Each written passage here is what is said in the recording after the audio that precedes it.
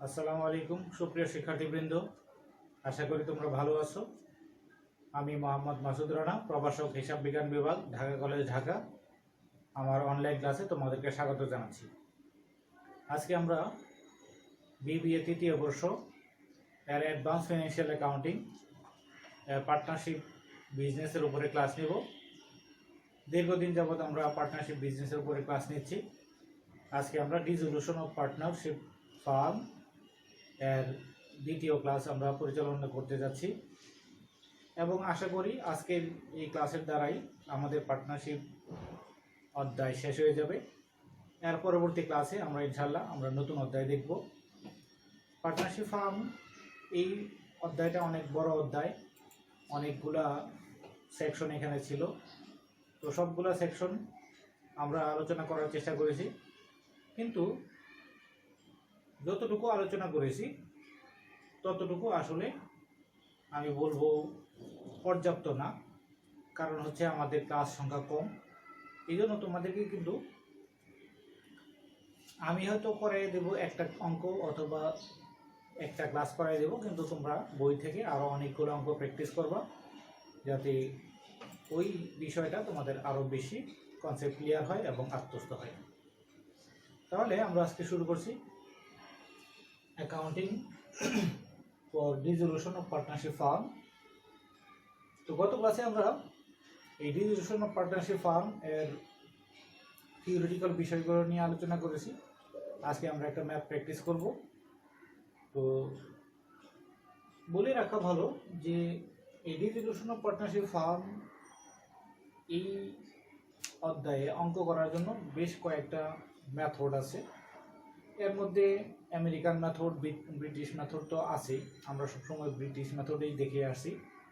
এছাড়াও এই ডিসোলিউশনটা কিভাবে হবে, এটা কি সমস্ত অংশীদার মিলে একসাথে ডিসোলিউশন করবে, নাকি অংশীদাররা তাদের সমস্ত ফার্মের সমস্ত সম্পদ তারা নিজেরাই গ্রহণ করবে, বিভিন্নভাবে ডিসোলিউশন হইতে পারে।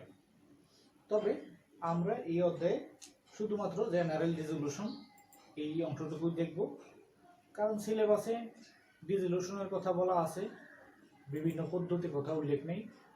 আর যেহেতু দীর্ঘদিন হয়ে গেছে আমাদের এই অধ্যায়, কাজে আমরা আর এই অধ্যায় নিয়ে আর বেশি ক্লাস নিতে যাচ্ছি না।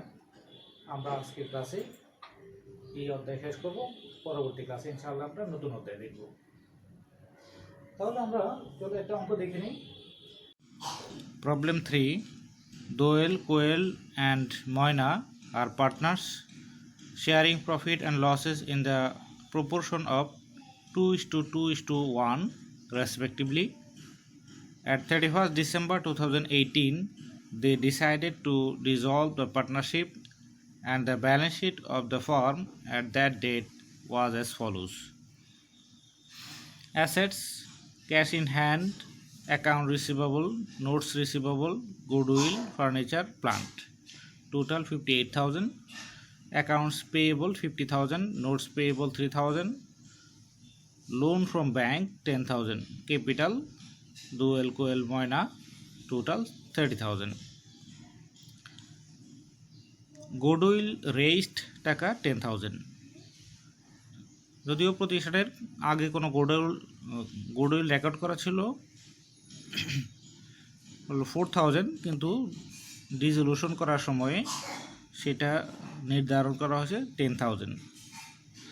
10% of accounts receivable proved bad, and the bills released only টাকা 1,000, realized only টাকা 1,000. তাহলে আমাদের অ্যাকাউন্ট রিসিভেবল ছিল 17,000। অ্যাট দ্য টাইম অফ ডিসোলিউশন আমরা দেখলাম যে 10% ব্যাড, অর্থাৎ আদায় করা সম্ভব হবে না। 10% মিনস 17,000 এর 10% 1,700 টাকা। বিলস রিসিভেবল বা নোট রিসিভেবল ছিল আমাদের 2,000, কিন্তু বিলস রিয়ালাইজড অনলি 1,000, অর্থাৎ 1,000 টাকা আমরা রিয়ালাইজ করতে পারছি, আর 1,000 টাকা আমরা পারি নাই, অর্থাৎ ব্যাড। প্লান্ট সোল্ড টাকা 18,000, প্লান্ট এর মূল্য ছিল 30,000, আমরা বিক্রি করতে পারছি 18,000. Furniture was taken over by Doel at the book value. তাহলে দোয়েল আমাদের একজন পার্টনার, সে ফার্নিচার নিয়ে নিছে এবং এইটার সে 3,500 টাকাই নিয়ে নিছে। Notes payable were made before the date, before due date, earning a discount of টাকা 200। নোট পেয়েবলের টাকা ছিল 3,000 টাকা, যেটা আমরা ডিউ ডেটের আগেই আমরা পরিশোধ করে দিছি এবং 200 টাকা ডিসকাউন্ট পাইছি। The bank loan was paid of including interest of টাকা 100। ব্যাঙ্ক লোন ছিল 10,000 টাকা, আমরা সেটা পেইড আপ মানে পরিশোধ করে দিয়েছি 100 টাকা ইন্টারেস্ট সহ। Accounts payable are settled for টাকা 12,000। অ্যাকাউন্টস পেয়েবল ছিল 15,000, আমরা সেটা 12,000 টাকায় সেটেল করে দিছি, অর্থাৎ আমরা সম্পূর্ণ পরিশোধ করে দিছি এবং 3,000 টাকা আমরা এখানে কম দিতে পারছি। Give journal entries and ledger accounts to close the books of the firm. আমরা অঙ্ক দেখলাম অ্যাডভান্স ফিনান্সিয়াল অ্যাকাউন্টিং আর কমার্স পাবলিকেশনের প্রবলেম 3, পেজ নাম্বার 15171। তাহলে পেজ নাম্বার 1.5 এর 171 আর প্রবলেম নাম্বার 03। তাহলে তোমাদের রেফারেন্সের সুবিধার্থে যাতে সহজেই খুঁজে পেতে সহজ হয় এবং বুঝতে পারো, এই জন্য আমরা পেজ নাম্বার এবং প্রবলেম নাম্বার দিয়ে দিলাম। তাহলে অঙ্কে আমাদের ছিল দোয়েল, কোয়েল এবং ময়না তিনজন পার্টনার, যারা 2:2:1 এই অনুপাতে তারা লাভ লোকসান বন্টন করে এবং ডিসেম্বর 31, 2018 তারা তাদের পার্টনারশিপ ফার্মটাকে বিরূপ সাধন করতে যাচ্ছে। আর ওই ডেটে তাদের যে সম্পদ এবং দায় দেয়া আছে সেগুলো আমাদেরকে এখানে দেয়া আছে। আর ডিসোলুশন মানে হচ্ছে সেই সম্পদগুলো আমার বিক্রি করতে হবে, সেখান থেকে টাকা আনতে হবে এবং আমার দায়গুলো পরিশোধ করতে হবে। তাহলে কোন সম্পদ কত দামে তারা বিক্রি করেছে এবং কোন দায়টা কত টাকায় পরিশোধ করেছে সেই বিষয়গুলো আমাদেরকে এখানে বলা আছে। আমাদেরকে বলা হয়েছে যে give journal entries and legal laser account two close the books of the farm. এখন এই ফার্মটা বন্ধ করার জন্য যে সকল জার্নাল এবং লেজার করা দরকার সেইগুলো আমাদেরকে দেখাইতে বলছে। তাহলে প্রথমে আমরা জার্নাল দেখব।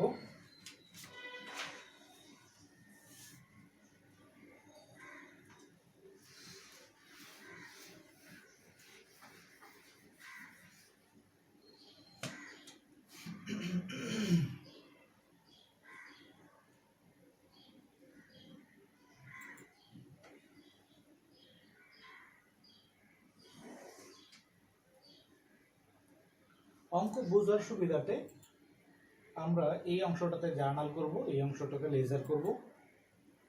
তো এই জন্য আমরা অল্প একটু জায়গায় নিছি, আমরা ফর্মালিটিস কম করব কিন্তু অঙ্কটা বোঝানোর চেষ্টা করব। তাহলে books of Doyel, Koyel and ময়না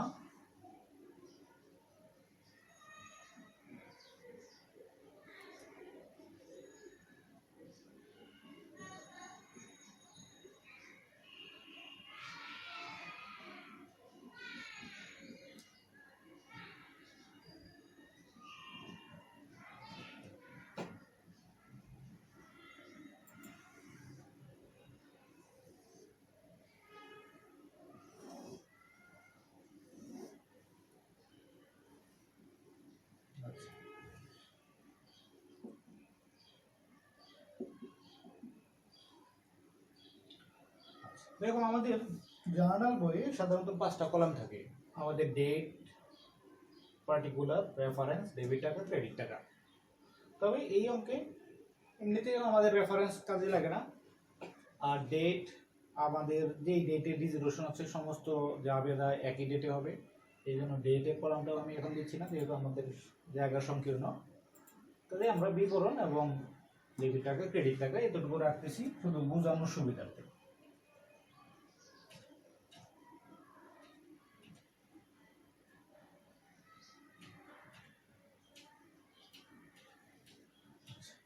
প্রথমেই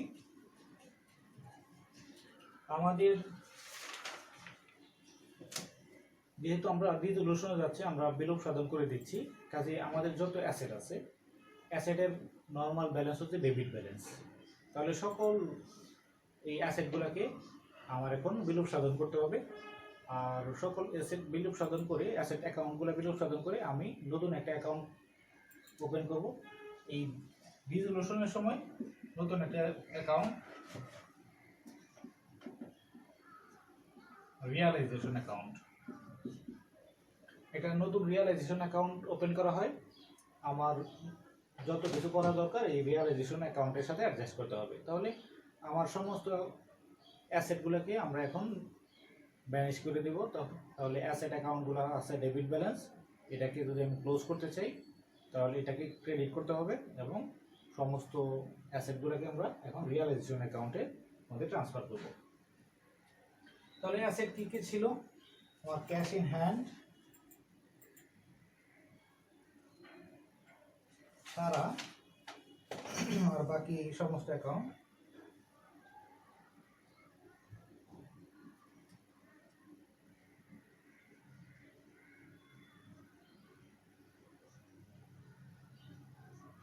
realization account debit, account receivable,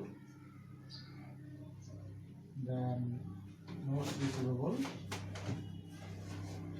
then goodwill, then furniture,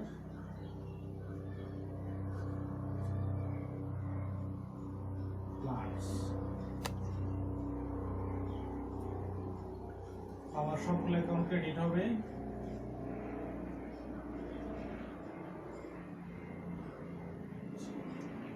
$17,000,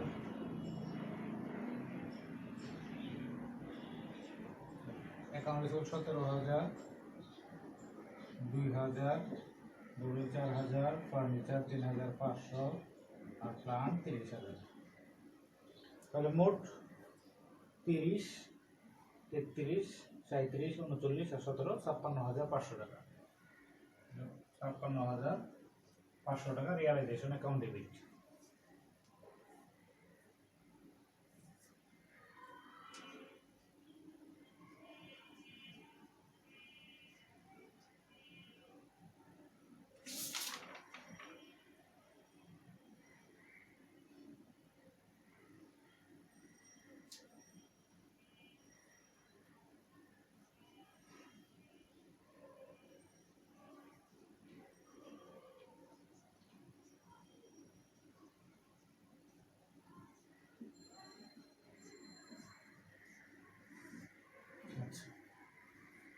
তাহলে to transfer all non cash asset to realisation account.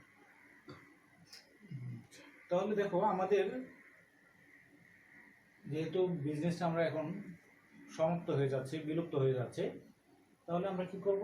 এই যত আমার অ্যাসেট আছে নন ক্যাশ অ্যাসেট সবগুলোকে কিন্তু এখন ক্যাশে কনভার্ট করতে হবে।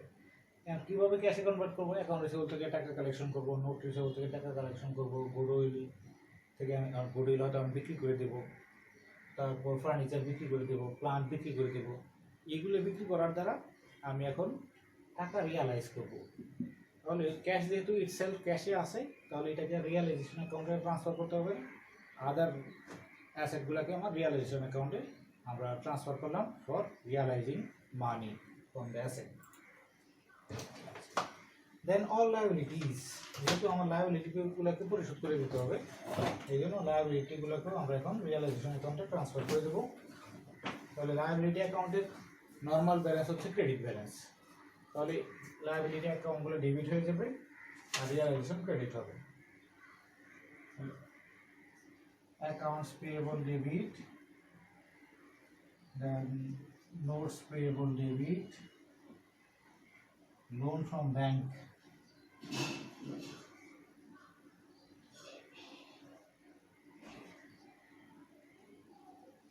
Debit 15/3/10।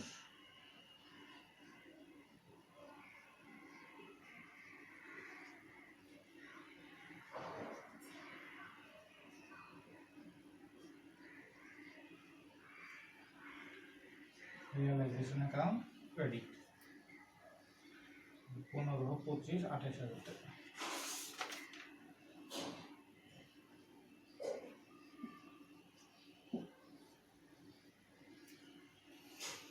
All outside liabilities transferred to realization account.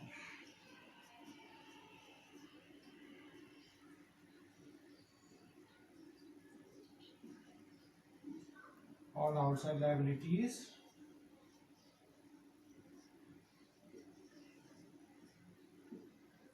transferred to realization account. আচ্ছা, তাহলে আমরা এক্সিস্টিং যত অ্যাসেট আছে নন ক্যাশ অ্যাসেট সবগুলোকে রিয়েলাইজেশন অ্যাকাউন্টে ট্রান্সফার করলাম। এক্সিস্টিং যত আমার মানে আউটসাইড লায়াবিলিটিস আছে এইগুলোকে আমি রিয়েলাইজেশন অ্যাকাউন্টে ট্রান্সফার করলাম। আচ্ছা, আমাদের আরো অনেকগুলো জার্নাল করতে হবে, আমরা সেই জার্নাল করব, তবে আমাদেরকে রিয়েলাইজেশন অ্যাকাউন্টও করতে হবে। এখন রিয়েলাইজেশন অ্যাকাউন্ট এটা একটা লেজার অ্যাকাউন্ট। এখন এই লেজার করতে আমাদের কি করতে হয়, জার্নাল থেকে লেজার করতে হয়। যেহেতু অনেকগুলো জার্নাল, অনেক বড় অনেকগুলো আইটেম থাকে এক একটা জার্নালে, এই জন্য আমরা সাথে সাথে এইগুলোকে ট্রান্সফার করে দিচ্ছি আর এগুলো মুছে দিচ্ছি। আর না হলে পরে যদি আমি এগুলো মুছে দিয়ে তারপরে রিয়েলাইজেশন অ্যাকাউন্ট করি, তোমরা কিন্তু বুঝতে পারবো না যে কোন জিনিসটা কোত্থেকে রিয়েলাইজেশন অ্যাকাউন্টে যাচ্ছে। এই জন্য আমি একই সাথে জার্নাল এবং একই সাথে লেজারও করবো। তোমরা যদি চাও তাহলে কিন্তু ইচ্ছা করলে আগে সবগুলো জার্নাল করে তারপরে রিয়েলাইজেশন অ্যাকাউন্ট করতে পারো, কারণ তোমাদের সামনে সবগুলো জার্নাল একই সাথে থাকবে, বুঝতে হবে না। আমার যদি সবগুলো জার্নাল আমার সামনে থাকতো তাহলে আমি ইচ্ছা করলে পরেও জার্নাল রিয়েলাইজেশন অ্যাকাউন্ট করতে পারতাম। আচ্ছা,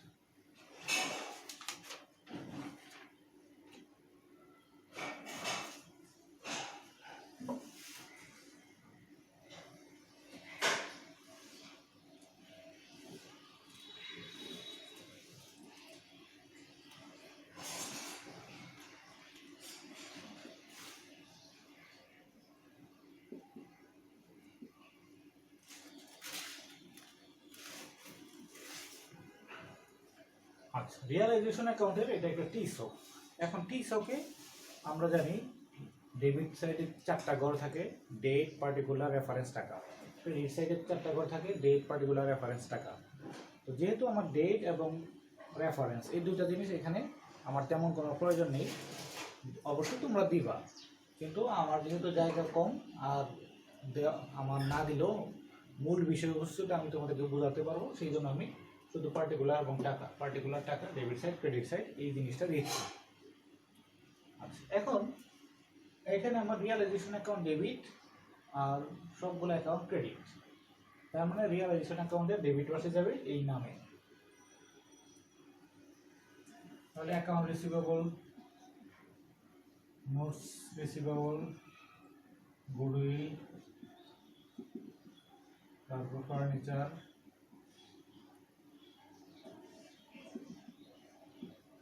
তারপর প্লান্ট,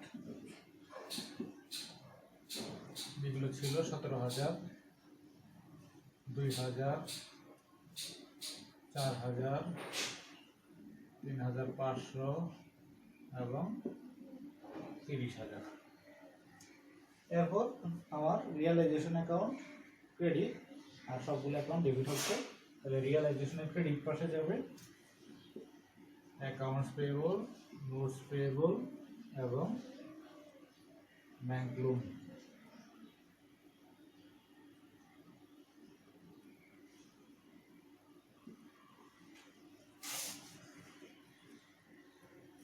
$15,000, 3,000, 10,000। তাহলে আমরা দুইটা জার্নাল করছিলাম। প্রথম হচ্ছে সমস্ত নন ক্যাশ অ্যাসেটগুলোকে, এক্সিস্টিং অ্যাসেটগুলোকে রিয়েলাইজেশন অ্যাকাউন্টে ট্রান্সফার করার জন্য, আর দ্বিতীয় হচ্ছে সমস্ত আউটস্ট্যান্ডিং লায়াবিলিটিগুলোকে আমার রিয়েলাইজেশন ট্রান্সফার করার জন্য আমরা জার্নাল দিছি এবং লেজারও ট্রান্সফার করে দিছি। এরপরে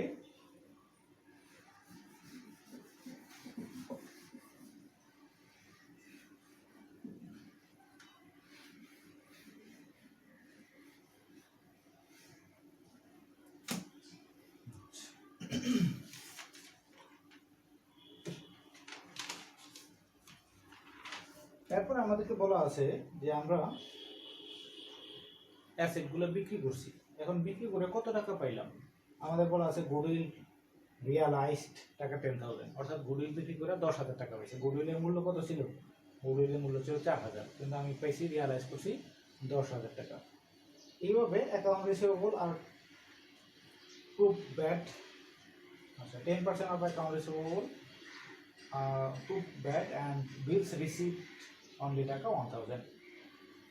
আমরা বোঝার সুবিধার্থে এখান থেকে আমরা বুঝি, আমরা গুডউইল বিক্রি করে পাইছি 10,000 টাকা, তারপর note receivable account receivable 10% bad, তার মানে আমরা 90% রিয়ালাইজ করতে পারছি। তাহলে 17,000 মাইনাস 1700 হচ্ছে 15,300 টাকা রিয়ালাইজ করতে পারছি। নোট রিসিভেবল থেকে আমরা বলছে অনলি 1,000 টাকা আমরা রিয়ালাইজ করতে পারছি। দেন ফার্নিচার, এটা কিন্তু আমরা বিক্রি করি নাই, এটা আমাদের একজন পার্টনার বই মূল্যে নিয়ে নিছে, সেটার অ্যাপ্লিকেশন আমরা পরে আসবো। আর প্লান্ট বিক্রি করছি 18,000 টাকায়, এটা আমাদেরকে তো বলা আছে। তাহলে মোট বিক্রি করলাম আমার 18 আর 10 38 আর 15 53 54,300 টাকা। তাহলে আমরা দেখি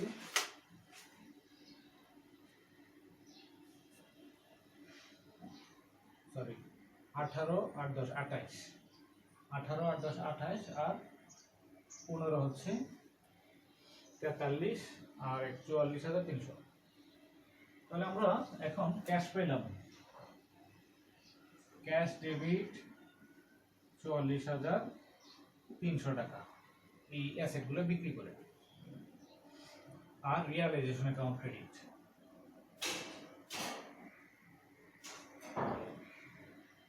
রিয়ালাইজেশন অ্যাকাউন্টে আমরা অ্যাসেটগুলো ট্রান্সফার করে দিয়েছিলাম প্রথমে, তাহলে রিয়ালাইজেশন অ্যাকাউন্ট তখন ডেবিট হয়েছিল, আর এখন যেহেতু বিক্রি করে দিতেছি অ্যাসেটগুলো, তাহলে রিয়ালাইজেশন অ্যাকাউন্টটা আমার ক্রেডিট হয়ে যাবে 44,300।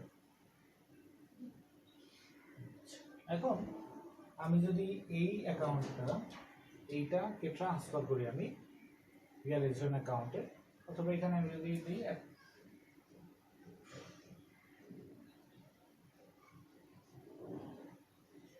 assets realized in cash, এটার জন্য আমরা জানা দিলাম। এখন এই রিয়ালাইজেশন অ্যাকাউন্ট ক্রেডিট আর ক্যাশ ডেবিট, তাহলে রিয়ালাইজেশন ক্রেডিট পাশে যাবে ক্যাশ নামে। তো এখন ইচ্ছা করলে আমরা এই ক্যাশ একবারে 44,300 টাকা আমরা বসাইতে পারি ক্রেডিট সাইডে, আবার ইচ্ছা করলে এই অ্যাসেটগুলো যে অ্যাসেট যত টাকায় বিক্রি করছি, অ্যাকাউন্ট রিসিভেবল বিক্রি করছি 10% দিয়েছে 15,300, নোট রিসিভেবল বিক্রি করছি আমি 1,000, গুডউইল বিক্রি করছি 10,000, প্লান্ট বিক্রি করছি 18,000, এইভাবেও আমি দিতে পারি। তো বই এইভাবেই দিছে, মানে ভেঙে ভেঙে দিছে।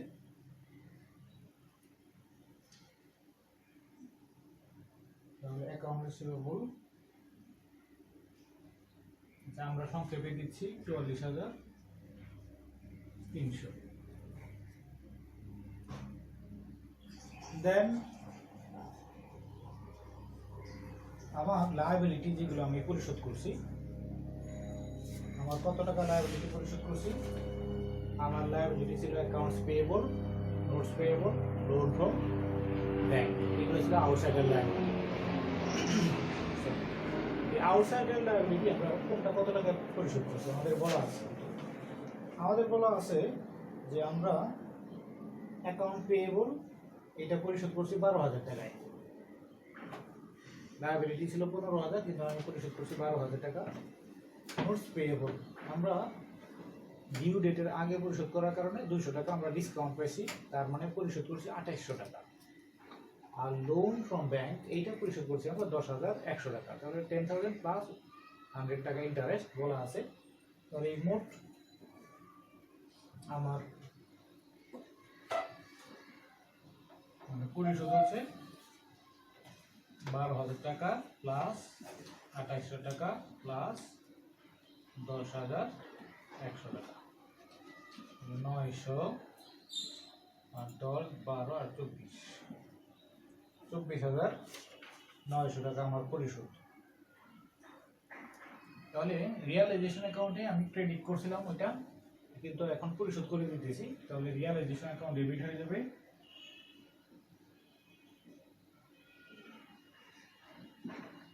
আর ক্যাশ ক্রেডিট হবে 24,900 টাকা।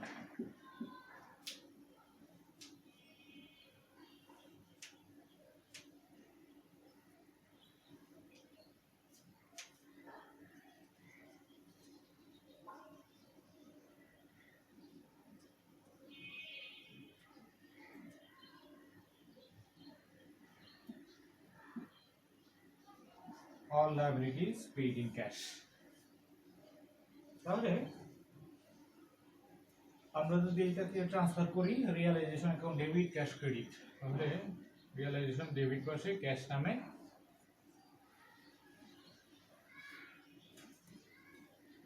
তো এখানেও এই ক্যাশ চেক আমরা ক্রেডিট করছি এবং রিয়ালাইজেশনকে ডেবিট করছি। এবং কোন অ্যাসেট কত টাকায় সেটাকে কোন লায়াবিলিটি কত টাকা পরিশোধ করলাম সেটা তারা বিস্তারিতভাবে দিছে, যেমন accounts payable, notes payable, loan বা ব্যাংক লোন, প্রত্যেকটাকে আলাদা আলাদা ইনার কলামে যোগ করে তারপরে আউটার কলামে দিছে। আমরা সংক্ষেপ করার জন্য একসাথে দিচ্ছি 24,900 টাকা। এরপর আমাদের অ্যাসেট যেগুলো ছিল এগুলো আমরা রিয়ালাইজ করে ক্যাশে কনভার্ট করছি। লায়াবিলিটি, আউটসাইডার লায়াবিলিটি যেগুলো ছিল এগুলো আমরা পরিশোধ করে দিছি। তার মানে আমার আউটসাইডার লায়াবিলিটি, আউটসাইডার পার্টির সাথে আমাদের লেনদেন খতম। এখন আমরা দেখব এই যে অ্যাসেট রিয়ালাইজ করলাম এবং লায়াবিলিটি পরিশোধ করলাম, এর দ্বারা আমার কি কোনো লাভ হয়েছে না লস হয়েছে। যেমন মনে করো কোনো অ্যাসেট আমি মূল্যের চেয়ে বেশি দামে বিক্রি করছি, গুডউইল ছিল 4,000 টাকা, বিক্রি করছি 10,000 টাকা। আবার কোনো অ্যাসেট মূল্যের চেয়ে কমে বিক্রি করছি, প্ল্যান ছিল 30,000 টাকা, বিক্রি করছি 18,000 টাকায়। এইভাবে আমি যদি এই অ্যাসেটগুলোকে বুক ভ্যালুর চেয়ে বেশি দামে বিক্রি করে থাকতে পারি টোটালি, এবং লায়াবিলিটি যদি আমি বুক ভ্যালুর চেয়ে কমে বা বুক ভ্যালুতে আমি পরিশোধ করে থাকি, তাহলে কিন্তু আমার রিয়ালাইজেশনের সময় গেইন হবে যে আমি অ্যাসেট বেশি দামে বিক্রি করছি, লায়াবিলিটি কম দামে পরিশোধ করছি। আবার উল্টাও হইতে পারে যে অ্যাসেট বিক্রি করতে যে পরিমাণ আমার লস হয়েছে, অর্থাৎ আমি কম দামে বিক্রি করছি, আর লায়াবিলিটি পরিশোধ করার সময় ওইটা আমি কাভার করতে পারিনি। লায়াবিলিটি হয়তো ঠিকই দামে আমি যেই মূল্যে ওই মূল্যে পরিশোধ করছি। তাহলে আমাকে দেখতে হবে অ্যাসেট এবং লায়াবিলিটি আমি বিক্রি করা বা পরিশোধ করার সময় আমার গেইন হলো না লস হলো, এইটা এখন আমাকে ফাইন্ড আউট করতে হবে। আমার অ্যাসেট ছিল মোট, মানে নন ক্যাশ অ্যাসেট ছিল প্রথম এন্ট্রি 56,500 টাকা। আমরা প্রথম যে এন্ট্রি দিয়েছিলাম এই যে সবগুলো যোগ করলে 30, 33, 37, 39 আর 17, 56,500 টাকা। তাহলে 56,500 টাকা আমার অ্যাসেট, কিন্তু আমি রিয়ালাইজ করছি কত টাকা, 56,500 টাকার অ্যাসেট বিক্রি করে 44,300 টাকা রিয়ালাইজ করছি। তারপর তবে 56,500 টাকার অ্যাসেটের মধ্যে আমার একটা অ্যাসেট ছিল ফার্নিচার, যেটা আমি বিক্রি করি নাই। এটা একজন ওনার, মালিক, সে নিয়ে নিয়েছে। কোন দামে নিয়েছে? 3,500 টাকা। সে তাহলে তার কাছে আমি 3,500 টাকা আরও পাবো। তাহলে 56,500 টাকার অ্যাসেটের মধ্যে থেকে আমি বিক্রি করে পাইছি 44,300, আমি আরও পাবো 3,500। তাহলে আমি এই দুইটা হলো আমার রিয়ালাইজেশন। তো যদি আমি এভাবে করি তাহলে 56,500 টাকার অ্যাসেট থেকে আমি পাইলাম 44,300 বিক্রি করে, আর 3,500 হচ্ছে মালিকের কাছ থেকে। তাহলে 44 আর 3, 47,800 টাকা। তাহলে এখানে আমার লস কত আমি বোঝানোর জন্য শুধু লিখতেছি। এখানে আমার লস হচ্ছে 56,000 মাইনাস 44 আর 47, 47,800। তাহলে 2020 আমার, তারপর 8 আছে, 15 হবো, 7 হলে 8 হয়েছে 1, 8, 8, 6, মানে 8 আছে, 16 হলে 8 হলে 8 হয়েছে 1, 5, 5। তাহলে এখান থেকে আমার লস হচ্ছে 8,700 টাকা অ্যাসেট বিক্রি করতে দেয়া, রিয়ালাইজেশন করতে দেয়া। আচ্ছা, দেন লায়াবিলিটি,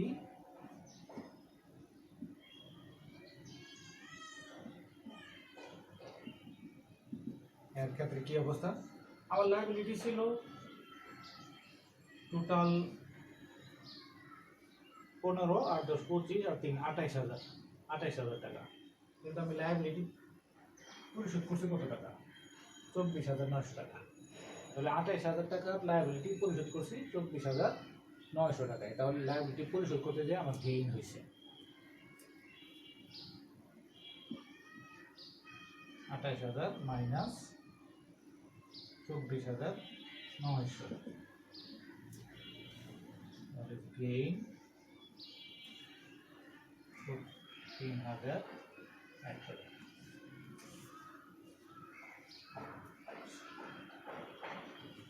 তাহলে আমার লস 8,700, গেইন 3,100। তাহলে আলটিমেটলি লস হবে 5,600 টাকা। আচ্ছা, তাহলে আমার এই যে রিয়ালাইজেশন, অ্যাসেট রিয়ালাইজেশন এবং লায়াবিলিটি রিয়ালাইজেশনে আমার আলটিমেট লস 5,600 টাকা। এইটা এখন লস, যেহেতু মালিক ছাড়া আর কোনো পার্টি নেই লস বিয়ার করার, কাজে এখন মালিক থেকে বিয়ার করতে হবে। তাহলে আমরা বলবো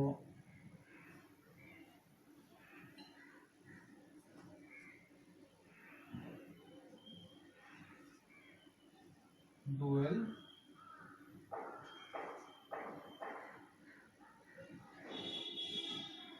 ক্যাপিটাল ডেবিট, ক্যাপিটাল ডেবিট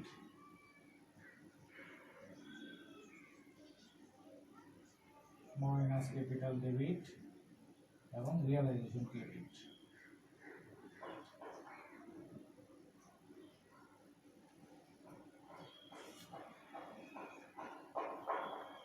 $5,600 টাকা।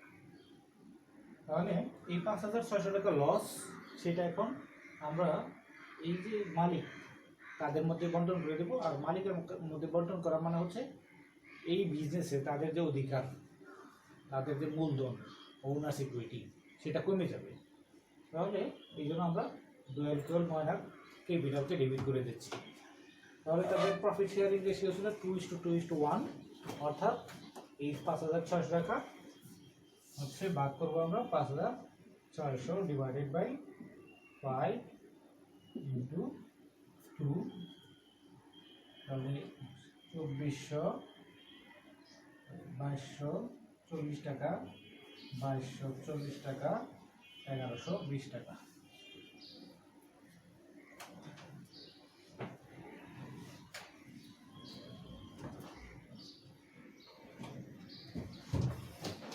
Transfer realization loss to owners capital.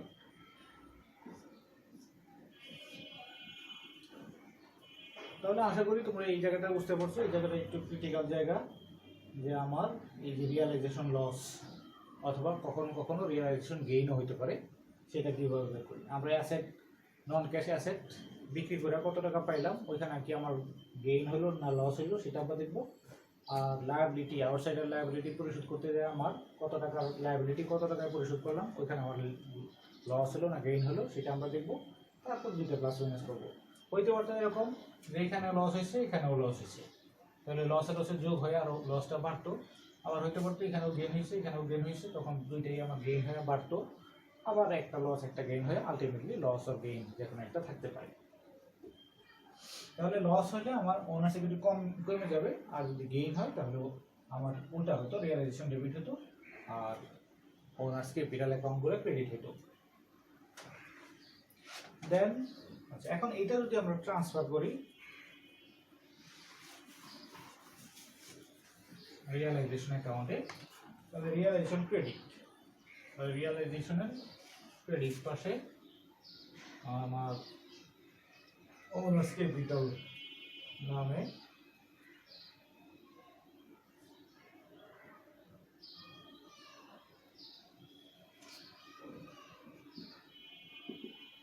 Lost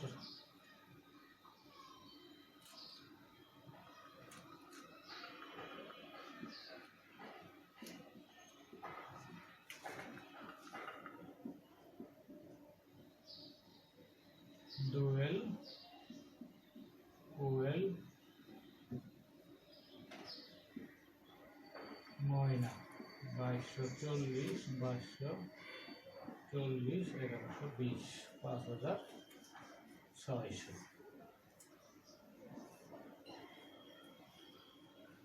তাহলে প্রত্যেকটা এন্ট্রি আমরা সাথে সাথে ট্রান্সফার করে দিচ্ছি যাতে রিয়ালাইজেশন অ্যাকাউন্টটা তোমাদের বুঝতে সহজ হয়। তবে তোমরা ইচ্ছা করলে পরে সবার শেষে সবগুলো ঝামেলা করার পরেও রিয়ালাইজেশন অ্যাকাউন্ট করতে পারো। এখন আমরা দেখব মালিক অর্থাৎ দোয়েল, সে কারবারের ফার্নিচার যার মূল্য ছিল 3500 টাকা, সেটা সে ব্যক্তিগতভাবে কারবার থেকে নিয়ে গেছে। অর্থাৎ অন্য ফার্নিচার, অন্য অ্যাসেটগুলো যেমন আমরা বিক্রি করছি, কিন্তু ফার্নিচারটা আমরা অন্য থার্ড পার্টির কাছে বিক্রি করতে পারিনি, কারণ সেটা মালিক নিয়ে গেছে। তাহলে মালিক যেহেতু সে নিয়ে গেছে, তাহলে মালিকের কাছ থেকে এটা আমরা একটা বিনিময় পাবো। তাহলে আমরা দোয়েল যেই অ্যাসেটটা নিয়ে গেছি, এই অ্যাসেটটা যদি না নিয়ে যেত তাহলে কি করতাম, আমরা এই অ্যাসেটটা বিক্রি করতাম, বিক্রি করে আমরা ক্যাশ পেতাম। এখন দোয়েল তো আমাদেরকে ক্যাশ দিবে না, তাহলে এই অ্যাসেটের কারণে আমরা দোয়েলের ক্যাপিটাল অ্যাকাউন্টে কমাই দিব। তো আমরা বলবো ডুয়েল ক্যাপিটাল অ্যাকাউন্ট ডেবিট 3500 আর রিয়ালাইজেশন অ্যাকাউন্ট ক্রেডিট 3500। তাহলে রিয়ালাইজেশন অ্যাকাউন্ট ক্রেডিট হচ্ছে, তাহলে রিয়ালাইজেশন ক্রেডিট পাশে আমরা দিচ্ছি ডোয়েল ক্যাপিটাল 3500। আচ্ছা, এখন আমাদের অ্যাসেট এবং লায়াবিলিটি যেগুলো ছিল, সেইগুলো অ্যাসেট আমরা বিক্রি করে দিছি, লায়াবিলিটিগুলো পরিশোধ করে দিছি। মালিক যে অ্যাসেট নিয়ে গেছিল সেটার সাথেও আমাদের সমন্বয় হয়ে গেছে। অ্যাসেট এবং লায়াবিলিটি পরিশোধ এবং বিক্রি করার সময় আমার লাভ লস যেটা হয়েছে সেটাও সমন্বয় করা হয়ে গেছে। এখন আমার ফাইনাল পার্ট হচ্ছে, এখন আমাকে দেখতে হবে মালিক যারা দোয়েল, কোয়েল এবং ময়না, তাদের পাওনা বিজনেসে কত টাকা আছে সেইটা আমরা পরিশোধ করব। এখন সেই পাওনা পরিশোধ করার জন্য তাদের পাওনা কত সেটা আমাদেরকে আগে নির্ধারণ করতে হবে। এখন নির্ধারণ করতে চাইলে আমাকে একটা ক্যাপিটাল অ্যাকাউন্ট করতে হবে। আর ক্যাপিটাল অ্যাকাউন্ট করার আগে আমরা এখন দেখব, এই যে আমরা রিয়ালাইজেশন অ্যাকাউন্ট করছিলাম সেটা আমরা ক্লোজ করে দেব। আমরা যদি এই পাশ যোগ করি এবং এই পাশ যোগ করি তাহলে সমান হবে, কারণ রিয়ালাইজেশন অ্যাকাউন্ট টেম্পোরারি অ্যাকাউন্ট, এটা অবশ্যই দুই পাশ সমান হবে। এখানে ছিল আমাদের 56,500 টাকা, দেখে আবার 30 আর 333 33 37 39 আর 17 56,500 টাকা, আর সাথে 24,900। 56 আর 24 হচ্ছে 80,900, আর 500 হচ্ছে 81,400। 81,400 আর এই পাশে যদি আমরা যোগ করি তাহলেও 81,400 হবে। তোমরা প্রয়োজনে যোগ করে দেখবা। এখন আমার ক্যাপিটাল অর্থাৎ পার্টনারদের ক্যাপিটাল অ্যাকাউন্ট, আমাদের পার্টনারদের ক্যাপিটাল অ্যাকাউন্ট বের করতে বলছে। এখন আমার জায়গা স্বল্পতার কারণে আমরা কি করব, শুধু বোঝানোর জন্য মনে করো ক্যাপিটাল অ্যাকাউন্ট, এটা দোয়েল কোয়েল 9, আর দোয়েল কোয়েল এবং ময়না, এটা হচ্ছে ক্রেডিট কার্ড, এটা ডেবিট কার্ড, দোয়েল কোয়েল ময়না। ক্যাপিটাল অ্যাকাউন্টের ক্রেডিট সাইড, ডেবিট সাইড। হ্যাঁ, এখন ক্যাপিটাল অ্যাকাউন্টের তাদের বিগিনিং ব্যালেন্স ছিল বছরের শুরুতে 12,000, 6,000। তো আমরা যখন ক্লোজ করতে গেলাম, ক্লোজ করার সময় তাদের অ্যাকাউন্ট ডেবিট হয়েছে দোয়েল কোয়েল এবং ময়না 2240 টাকা, 2240 টাকা, 2240 টাকা, সরি 1120 টাকা। এছাড়াও দোয়েলের অ্যাকাউন্ট অর্থাৎ ক্যাপিটাল অ্যাকাউন্ট ডেবিট হয়েছে আরও 3,500 টাকা দ্বারা, 3,500। এখন দোয়েল কোয়েল ময়না ক্যাপিটালের ব্যালেন্স কত? তাহলে এই পাশে সিডি, তাহলে 12,000 মাইনাস 2 আর 3 5,000, 740। তাহলে ব্যালেন্স আছে 6,260। তার ছিল 12,000, ডেবিট হয়েছে 2,240, তাহলে এখন আছে 9,780, 9,780। ময়নার ছিল 6,000, ডেবিট হয়েছে 1,120, তাহলে 4,880 তাদের বর্তমান ক্যাপিটাল অ্যাকাউন্টের ব্যালেন্স। তাহলে আমরা ক্লোজ করে দিব। এখন ডুয়েল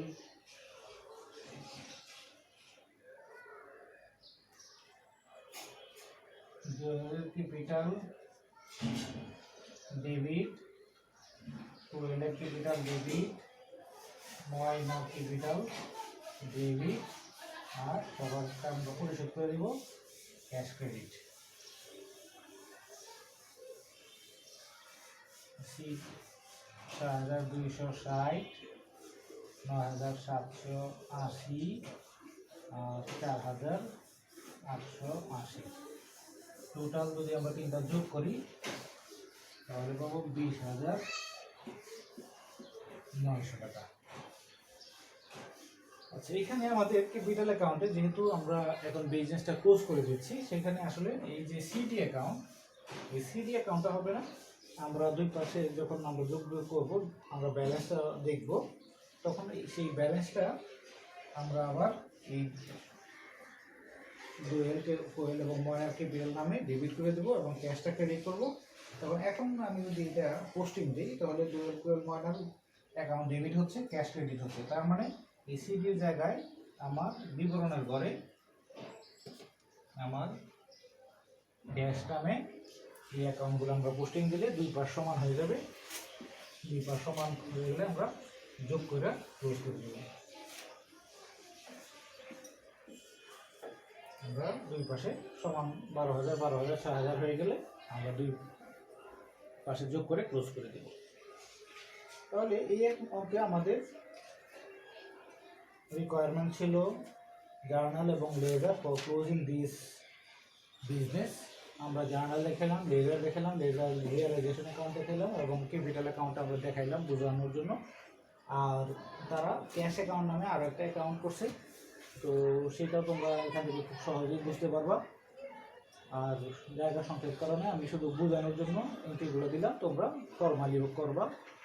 তাহলে আমরা একটা বিজনেস বা পার্টনারশিপ বিজনেস যখন বন্ধ হয়ে যায়, তখন তার এক্সিস্টিং অ্যাসেটগুলো রিয়ালাইজেশন করে এবং সেগুলো বিক্রি করে টাকা কালেকশন করে, তার লায়াবিলিটিগুলো পরিশোধ করে এবং রিয়ালাইজেশন এবং লায়াবিলিটি পরিশোধে কোনো লাভ লস হলে সেটা ক্যাপিটালের সাথে অ্যাডজাস্ট করবে এবং আলটিমেটলি পার্টনারদের যে ক্যাপিটালের রিমেইনিং ব্যালেন্স বের করবে এবং সেইটাকে পরিশোধ করে দেবে। এর মাধ্যমে তাদের বিজনেসটা ক্লোজ হয়ে যাবে। আশা করি বুঝতে পারছো। তোমরা আরও অনেকগুলো অঙ্ক প্র্যাকটিস করবা।